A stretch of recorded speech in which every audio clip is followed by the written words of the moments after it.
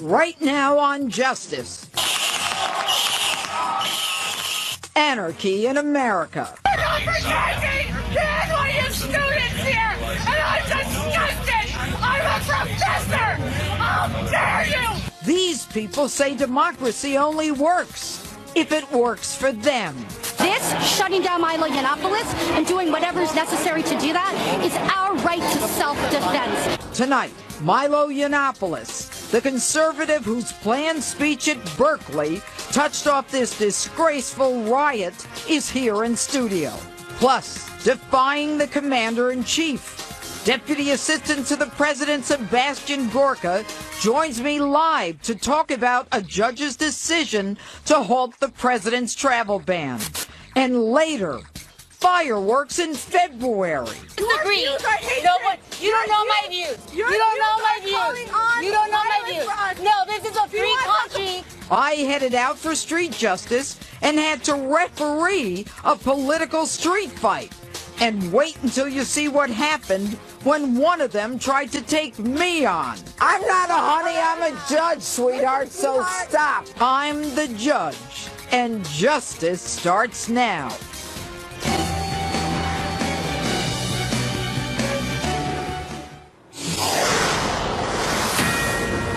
Breaking tonight, the Justice Department formally appeals the order by the Seattle judge stopping President Trump's travel ban after another day of protests throughout the country and the world. Hello and welcome to Justice. I'm Judge Jeanine Pirro. Thanks for being with us tonight. President Trump tonight at his Mar-a-Lago estate in Florida. But those who disagree with the president are making their voices heard there and in several major cities around the country, most of them in defiance of the president's immigration policy. Part of that immigration policy, a travel ban affecting 7 countries, was halted by a federal judge in Seattle last night. But the Department of Justice late this evening formally appealed that ruling after the president himself called it ridiculous. Which brings me to my opening statement. Federal Judge James Robart has put a nationwide halt to President Trump's temporary 7-nation travel ban. This halt needs to be reversed. It will be reversed, and here's why. The president's executive action last week, halting travel for 90 days for nationals from 7 mostly Muslim countries, Iran, Iraq, Syria, Sudan, Somalia, and Libya and Yemen, is eminently constitutional. And it will be upheld on both legal precedent and national security grounds. Now, I start with one fundamental premise. No one has the right to enter the United States unless he or she is a citizen of the United States. So, did the commander-in-chief have the authority to impose the 90-day ban? Every president has wide latitude to protect the homeland, and no one has the right to usurp that presidential authority. Section 212F of the Immigration and Nationality Act of 1952, codified under Title 8 of the United States Code, Chapter 12F says yes, and every president since Jimmy Carter, and yes, including Barack Obama, has used this statute to prohibit entry of certain individuals when entry would be contrary to your national interests. Some presidents used it to a greater extent than others, but nonetheless, the actions were legal. Every president has the inherent right in his foreign affairs power, the ability to exclude people who may cause harm to you. And if that power isn't enough for you, Congress added its own imprimatur, passing a bill signed into law that a president has in his foreign affairs power the ability to do just that. And that power has never, ever been successfully challenged. Article 2, Section 2 of the Constitution gives the president the authority to protect the American people. Congress legislatively has given the president the authority to protect the American people from foreign nationals. So, this Judge Robart from Seattle issues an emergency temporary restraining order on the grounds that the plaintiffs, the states of Washington and Minnesota, would suffer irreparable harm and would most likely win their case. Yet there is no explanation what harm they will suffer or why they will win. On the other hand, a Boston federal judge who last week also issued an emergency stay on the same grounds of irreparable harm and the likelihood of success has declined to extend that order, saying that the president did have the authority to apply extra vetting measures to travelers coming into the country from those specific countries. Now, both of these federal judges had in front of them Lady Justice and their jobs to balance the scales. On the one hand, on the one scale, the interests of foreign nationals, plaintiffs, and on the other scale, the security of the American people. Now, although the Boston judge, after further review, did not extend the order, both of them judged that the plaintiff's emergency more immediate and weighty than the security of the American people. Now, this is a kind of action that puts our country into a constitutional crisis. For a judge to say that foreign nationals' rights take priority, even though the president has determined that reviews from before are now insufficient, when that judge has virtually none of the information that the commander-in-chief has, is somewhat radical. Not surprising, given that Judge Robart is known for his community activism and controversial statements like Black Lives Matter in his federal court in 2016. Point. Last weekend, everyone who arrived was ultimately let in. But was there chaos? Yes. But the only chaos was created by the protesters and certain members of Congress pimping for votes. And speaking of chaos, let's get a few things straight right now. You do not have the right to destroy property, public or private. You do not have the right to break windows, assault, hit, or spray mace in the face of another person. All of the above are crimes. The First Amendment does not give you the right to commit a crime. But if you do, you have the right to remain silent. You have the right to an attorney. If you cannot afford one, one will be assigned to you. And you tender snowflakes out there, so distressed, so depressed, so fearful of free speech that you must retreat to a safe zone with your crayons, must be schizophrenic, because now you're dressed like black ninjas looking to burn down buildings. You don't have the right to block traffic, to stop me from catching an airplane in case I want to visit my sick mother, or block him in case he's got to go for a job interview. Your rights are not superior to mine. You don't like the president? That's just too bad. Get out and vote next time. So the bottom line, every sovereign nation from the beginning of time, dating back to the Bible, has been able to determine who can and cannot enter their nation. Donald Trump has taken bold action, just like he said he would, shocking the world. Make no mistake, we do live in a dangerous world. There are legitimate national security concerns.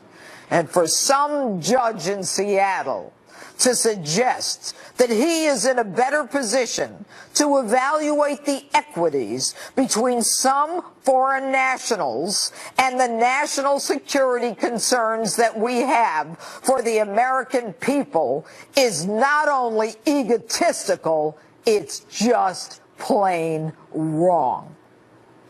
And that's my open. Tell me what you think on my Facebook page or Twitter, hashtag Judge Jeanine. And breaking right now, President Trump commenting just moments ago about the appeal of that judge's ruling halting the travel ban. The president telling reporters, quote, "For the safety of our country, we'll win." Joining me now is our old friend who was recently named Deputy Assistant to President Trump, counterterrorism expert, Dr. Sebastian Gorka. Dr. Gorka, first of all, let me say congratulations. We are very proud that you are now working in the White House, and I'm sure you are quite thrilled as well. Thank you, Judge. It is quite a dream I'm living right now, and that was quite an opening statement. All right. Let's talk about what the president is trying to do, what information the president may have, classified or unclassified, that this judge in Seattle, for some reason, thinks he's in a better position to assess and put a halt on a travel ban that is temporary, that only affects certain nations, 7 of so many Muslim nations. Why do you think that the president did this, and what is it in, the information that he has that tells him he needs to do it? Well, look, let me start with the 3 reasons that this judge has simply ruled himself out from having any effective say in this matter. You've raised a few issues, but number 1, he has no authority outside of the realm in which he is. This is a federal measure, and he is not a judge that has the jurisdiction over this federal measure. Secondly, he has no legal standing. You can sue the government if you are refused a visa, but only if you are the person who has applied for the visa. He has no legal standing because he isn't the person who's applied for a visa to enter the United States. And lastly, the point that you just mentioned, this individual doesn't have the daily presidential intelligence brief. Right. He has no idea what the threats to America are. And remember, these 7 nations are the ones that were deemed by the Obama White House to be of primary concern to America in terms of immigrants coming from that country who could have connections to terrorism. That is has nothing to do with the Seattle judge mandate. All right. Well, I mean, there's no question that the judge does have the authority to issue a temporary restraining order, but ultimately I believe that it's going to be overturned based on not just precedent, but the national security stuff. But I want to move to Iran. Things seem to be moving very quickly in terms of what's happening in Iran.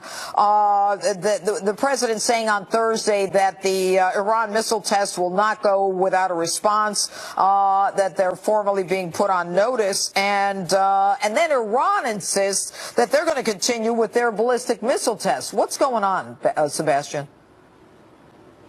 I wish the mullahs in Tehran would understand that Obama is no longer the president of the United States. We have a new sheriff in town. The relationship between Tehran and Washington will not be the one it was during the last 8 years, where we had an administration that basically bolstered that regime, released billions of dollars to that nation, and facilitated it becoming a very powerful destabilizing force in the region. We sent a very clear message this week in the form of the statement from Lieutenant General Mike Flynn that age is over. They can no longer harass our ships, the ships of our partners, and they must comply not only with the requirements of the JCPOA, the so-called Iran deal, but also the United Nations Security Resolution that explicitly states they must not have any ballistic missile activity, especially anything that relates to payloads that could be used to carry nuclear warheads. That is the explicit opening passage of that resolution, and they have flouted it flagrantly. Well, you know what? If they're testing us, I mean, I don't think they should be surprised that there is a different sheriff in town with President Trump. But Dr. Sebastian Gorka, I look forward to having you back on this issue. Thanks so much for being with us tonight. Thank you, Judge. All right. And of all the protests we've seen over the past few weeks, what happened at California's UC Berkeley campus was especially ugly. Fires set, windows smashed, police officers targeted with rocks, all because of Breitbart senior editor and conservative writer Milo Yiannopoulos was there to give a speech. Why was he there to give a speech? Because he was invited. Joining me now to talk about all this is the man himself, Milo Yiannopoulos. Good evening. Thank you so much for having me. It's great to have you here. I have to tell you, you are quite a draw these days, I must tell you. I seem to be very popular. I'm very flattered. Well, you know what's amazing to me? The irony here is compelling. Berkeley is almost the birthplace of free speech. Home of the free speech movement. That's Absolutely. right, from the 60s. I remember it. You don't, I'm sure. I'm sorry to say I don't. But it is amazing. Okay, so tell my audience what you experienced the other night after being invited to give a speech. Now, let's make one thing clear. You are conservative. You're an openly gay conservative. Yeah. You know, politically incorrect pundit. So they say. I tell jokes that upset the left, you know, about some of their special favored victim groups. But I'm very popular on campus because I talk about free speech and free expression and something that is really under threat on American college campuses, which is the First Amendment. It's, you know, many of these universities are not fulfilling their commitment to the First Amendment. So student groups invite me to point that out, to talk about the absurdity of, you know, the sort of, I mean, there's no other word for it than persecution, really, that conservatives and libertarians find themselves, you know, subject to on college campuses. All right, so you get to Berkeley. I mean, you're from where? I'm from London. Okay, you're from London. You get to Berkeley. I mean, the reputation is kind of this free spirit. Everybody's high, smoking weed. What's supposed to be like, you know? I mean, I couldn't believe it. I honestly couldn't believe it. I'm from Europe. If it exists, there are regulations about it. If it exists, there are rules about it in Europe. I come to America, you know, home of the free, all this kind of stuff. Yeah. And I've never experienced anything quite so like you're it. in the building. What is the first thing that you're told when you realize that there's a problem? Well, there's noise coming from outside. So people are hurling things at the police, hurling things at the building, you know, Roman candles, rocks, all kinds of other things, fireworks. They're setting light to things. A tree is on fire. I'm evacuated to the 5th floor, and then they realize they've got to get me out of the building. There's a point at which I'm thinking they might storm the building, and the police don't seem to be doing anything. I have a small detail of like 4 Navy SEALs around me. They're not going to be able to hold off 150 of these organized, paid leftist agitators. Well, why do you say the police don't seem to be doing anything? Well, I probably visited more college campuses than anybody else in America over the last year and a half. How many do you think? Probably 50 to give speeches and to do various other things in the last year alone. And what I've noticed is there seem to be emerging relationships. I wouldn't go as far as to call it collusion, but there are understandings between college administrators, local mayors, and the police force that they're going to stand back and do nothing. Okay, so when they object to your coming, yes, they object to your coming. They don't want you to speak. Why don't they want you to speak? Because I told the truth. No, that's not enough. Why don't they want you to speak? Well, I think that the main reason is that they're experiencing a revolt from their own students. The university administrators are so completely politically homogenous. So because you're more right and they're left, is that what it is? Yeah, but I mean that shouldn't matter really. I mean it doesn't matter what your opinions are. It does to them, of course, because they're very threatened by Trump. You know, they're very threatened by this new. So you like Trump? I love him. All right, you love Trump. Wonderful. They hate Trump, so they're going crazy. How many people were arrested? One, I think, and this is 150 people violently rioting. One person was arrested, all right? I mean, and you know why that person was arrested? Because they basically stood there and they failed to disperse. But this is what's happening all over the place. It's happened at Davis, happened at UW, What do Seattle. we need to do? Donald Trump needs to do what he's been doing so far very well, which is put his money where his mouth is and do what he says he's going to do. He needs to start withdrawing federal funding from colleges that refuse to honor their First Amendment commitments. And he needs to start with UC Davis, UW Seattle, and UC Berkeley. He already indicated he's going to do that. Do you realize that we give them $357 million? Taxpayers. All right, Berkeley whatever gives it them is. 370. And you know the thing about Berkeley is all of this goes into liberal arts colleges, liberal arts studies that don't produce real jobs. All right, you got a book coming out, but I got to go. What's the name of your book? Dangerous. It's #1 on Amazon right now. It's going to be one of the books of 2017. Dangerous. Milo Yiannopoulos, good to have you on Justice. Thank you. All right, and President Trump's travel ban has been called a Muslim ban by some. So why it's so hard to understand? What really is it? Joining me next, Brigitte Gabriel from Act for America will help you understand why religion is not really what we're talking about. And later, tensions flare up during street justice over the politics of the day. I'm a dictator. So what? You have the right to say whatever you want. This one got ugly, and I had to be, of course, the voice of reason. We need peace. All right, let me. No! Stop! It's my camera. All right, wait a minute. Justice rolls on in a minute. Don't miss this.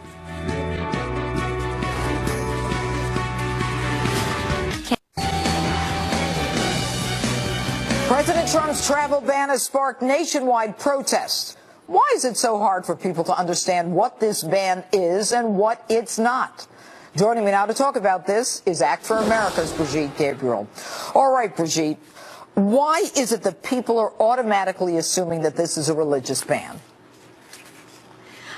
Basically, this is political theater. This is not a religious ban, because if it was a religious ban, he would have put Indonesia on the list. Indonesia is the largest Islamic country in the world. Pakistan, Afghanistan. I'm actually shocked Afghanistan is not on the list. Egypt, 80 million Muslims in Egypt. He did not put them on the list. This is a ban against countries harboring terrorism. This is a ban against countries who have set up camps to train terrorists. If the Vatican was harboring terrorists and setting up terrorist camps inside the Vatican's, President Trump would have put the Vatican on the list. Fortunately for us, we have the Catholic suicide bomber under threat, and therefore we don't need to put the Vatican on the list. But this is nothing more than political theater. So then, Brigitte, to be clear, we're not at war with Muslims. There is a ban against certain Muslims from areas that we consider dangerous. And that's why the president, in spite of the fact there's a billion of them, is only stopping some of them from certain countries. All right, we got that. We're agreed on that. Now let's move to the next level. Why is it that there are some Muslims who don't believe that even if they do come to this country, forgetting about the ban, that they shouldn't swear allegiance to the laws of the United States? People treat you the way you allow them to treat you. And under the Obama presidency, he has empowered our enemies to believe they can walk all over America. He had undermined the Constitution. He basically acted as a dictator. And he basically weakened the United States and made our enemy feel that they are strong and they actually have rights. Well, President Trump came to give America a reality check. No foreigner, and certainly they don't have any right to come here and believe they don't have to swear allegiance to the specifically, Brigitte, I'm talking about Linda Sarsour, who was one of the women who was the head of the Million Women March, or whatever it was called, in Washington, where she talks about the fact that she's very upset that there are laws that are what she calls anti-Sharia, that they ban us from practicing our faith, that they force us to follow American laws. What's that about? Well, she should be very fortunate that she actually can drive in the United States, that she actually can demonstrate, that she actually has freedom of speech. Why doesn't she try to go to Saudi Arabia, where she advocates for the laws of Saudi Arabia, because she praises Saudi Arabia, and see what she gets over there? But Linda Sarsour is a Palestinian activist with a long history of family members who already are in Israeli jails, family members, friends who are convicted on terrorism. Her own husband, Palestinian husband, has been questioned here in the United States. She is also somebody who hates our government so much that she actually portrayed the underwear bomber, remember the underwear Christmas bomber, as a CIA agent, and claimed that the United States government basically kills its own citizens in order to blame Muslims. All right, I want to put something up on the screen. She has said some horrible things, and I want my audience to read this, specifically about you. She says that she wishes that she could take certain parts of your body away, that you don't deserve to be a woman. Why? It's so, there are no words to describe how someone could be so classless. This has broken the record for how low you can go. Now, if she calls herself a woman defender of women's rights, why would she attack another woman in the United States who escaped Islamic terrorism, basically, and came here and is expressing a different opinion? So because I'm expressing a different opinion, that gives her the right to say that I should be, that she should take my female parts away. Well, this is how low we have gotten in this country. My concern is that her fear that she doesn't want to follow American law, but rather Sharia law. But we don't, and that is the case, correct? Yes? That is the case. All right. Got to go. Brigitte Gabriel, thank you so much. Anyway, politics with the panel is next. CPAC Chairman Matt Schlapp and former advisor to Senator Charles Schumer, Chris Hahn, are ready to go at each other about immigration, executive orders, and all these peaceful protests. Plus, we Would you stop? I know that I'm not stupid. You said it. No, you said it 10 times. I get into it with some young people in this week's Street Justice. Some of them wanted to fight. Some of them were just plain strange. I just want to say I hope everybody has a beautiful day. It's gorgeous outside. Are you high? It's a Street Justice you don't want to miss. Stay with us.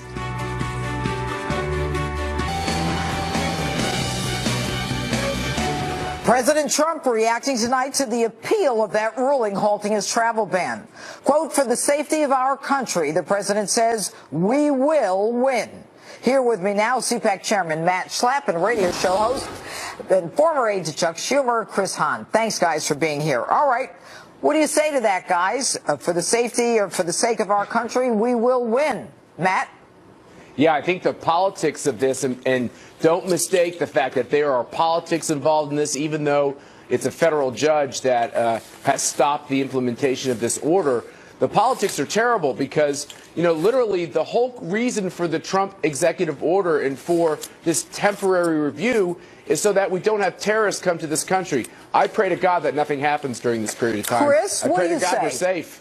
Well, I say hallelujah for an independent judiciary. This man was appointed by George W. Bush, and he's doing his job. As for the president's ban on its merits, look, he said he was going to do it. He's trying to do it. I think he's being misserved by his staff because it was implemented in a very chaotic way that may have flouted our Constitution. All right, let me ask you. So he needs to go back to his staff, and he needs to demand his staff give him answers. Chris. Yes. Well, the only chaos were the people and the protesters stopping ordinary travelers from getting to the gates. Everybody got in.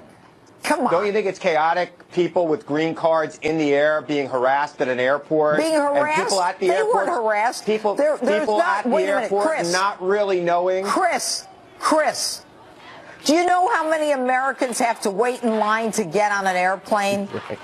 Yeah, this is getting off an airplane, Judge. It's a little different. What, People want to really? get home. They don't have the right to be here to begin with. They are not American citizens. Your Honor, let's understand that. But Your Honor, if this was implemented correctly, there would have been none of the chaos. Oh, so you don't have a problem with the ban?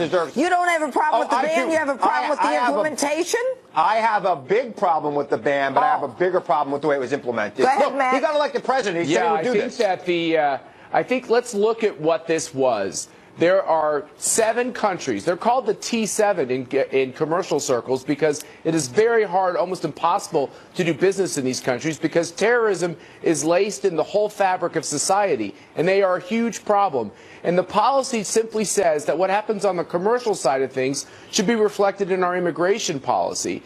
And for those who actually disagree with this, what they're actually saying is it's okay to have a certain quota of jihadists in our country, and that is absurd, and the American people spoke loud and clear. Nobody believes that. They're tired of that. Chris, if it is a Muslim ban, and if it is based on religion, why just these 7 countries? Why not all of them? I don't know. I think that's a good question. So then you have to say it's not a religious ban. You know what?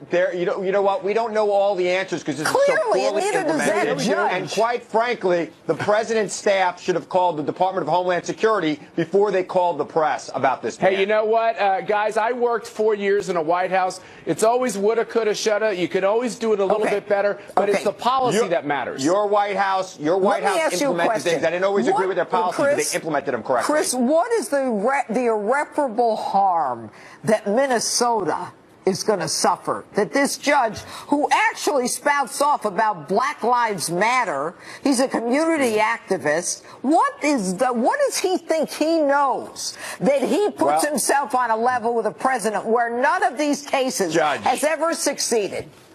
Judge, look, the difference between God and a federal district court judge is God doesn't think he's a federal district court judge. So let's leave it at that. This judge could opine on anything he wants. That's the beauty of an independent judiciary in America. Hallelujah. It's a co-equal branch of government, and he's doing his job. Oh, Actually, really? You're going to put a local federal district court judge on par with classified information and the president? No, I am not. I am not going to do that, but the Constitution does. I don't do what the Constitution does. Talks about 3 different branches, separate but equal. Right. This guy doesn't have. He didn't even have any information for the temporary restraining order, other than the state of Minnesota is going to suffer. Really, what? So let's move on. Let's talk about Iran. You worried about Iran, Matt? Absolutely. I think this is a great change in policy with the new administration. Iran has been the leading terror state on the globe, and I think it is the exact right thing to do to not look the other way when Iran is increasing with its aggressive military Chris, stance. what do you think the president should do now that Iran has started with these ballistic missile shots? I think he absolutely should increase sanctions, and I think he should do it right away. I agree. Look, again, I don't like General Flynn coming out and issuing a vague statement. I think presidential statements and statements from the administration should be crystal clear. But I do believe that some sanctions are needed here. Crystal clear, just like with President Obama. Boy, he had such clarity. I sure missed that. All right, guys, Matt Schlapp, Chris Hahn, thank you. And a fiery street justice is coming up. Plus, Sheriff Thomas Hodgson is next. Stay with us.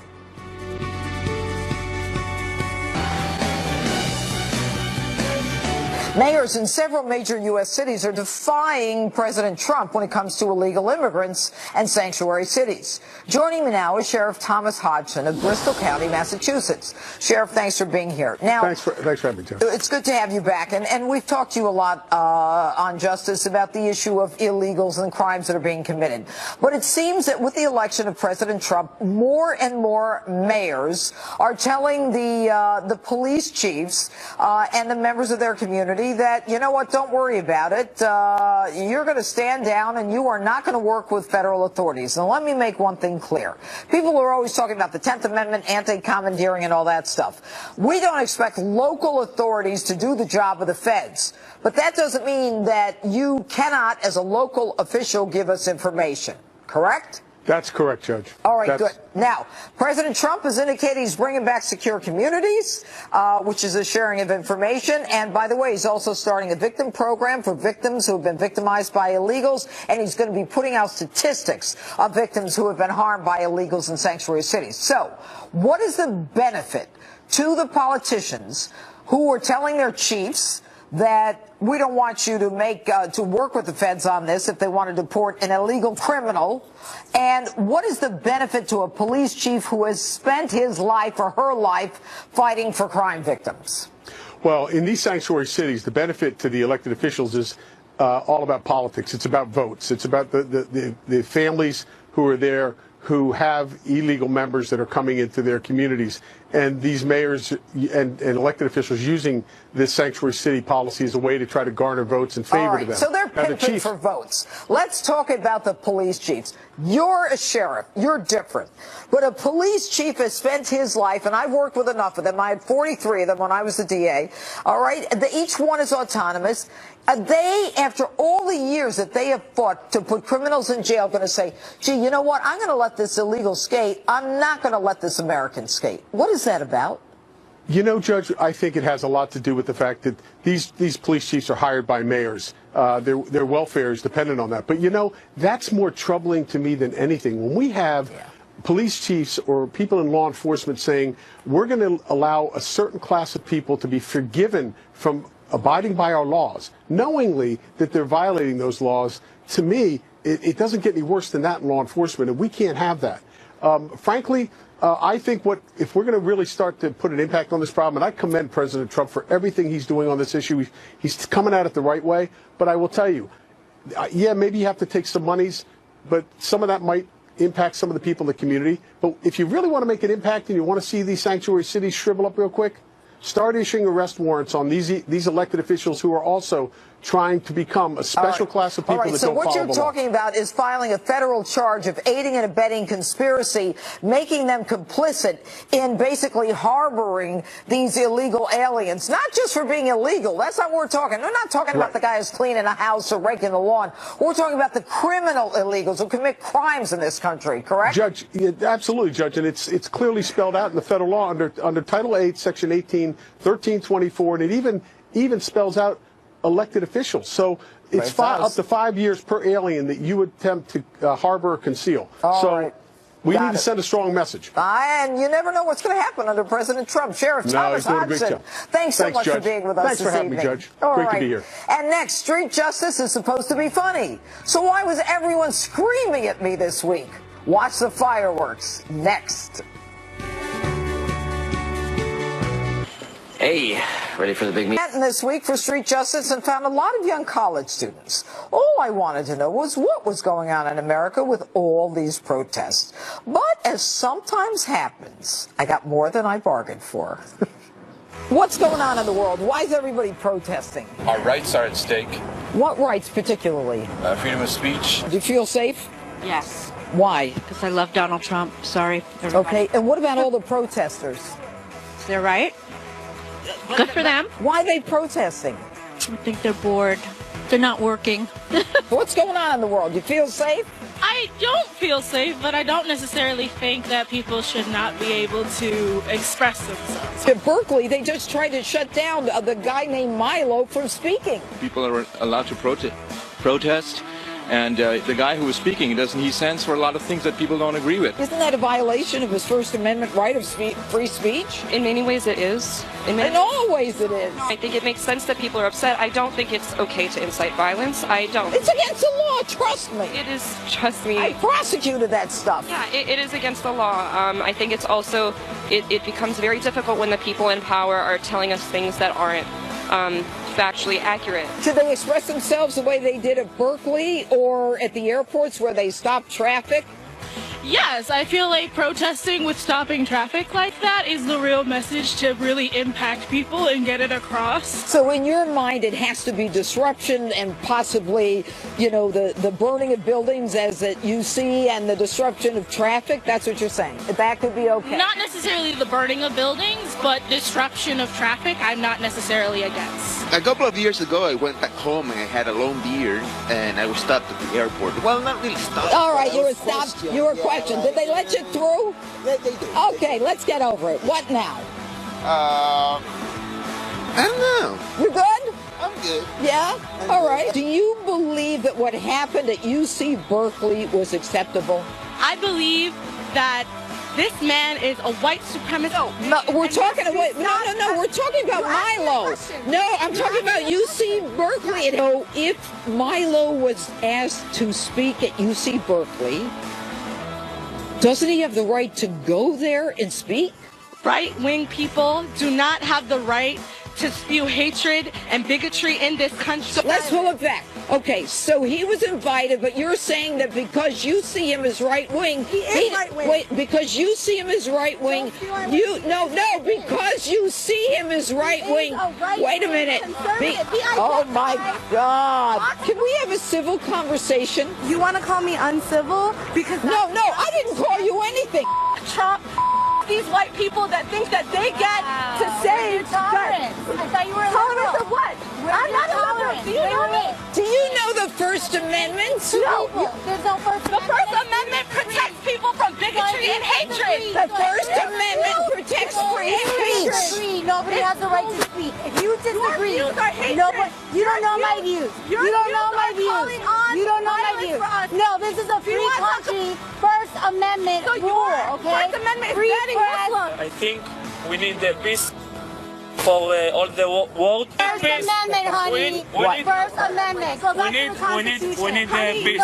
Okay, we need peace. All right, let me. No, stop! It's my camera. All right, wait a minute. The First Amendment protects free speech.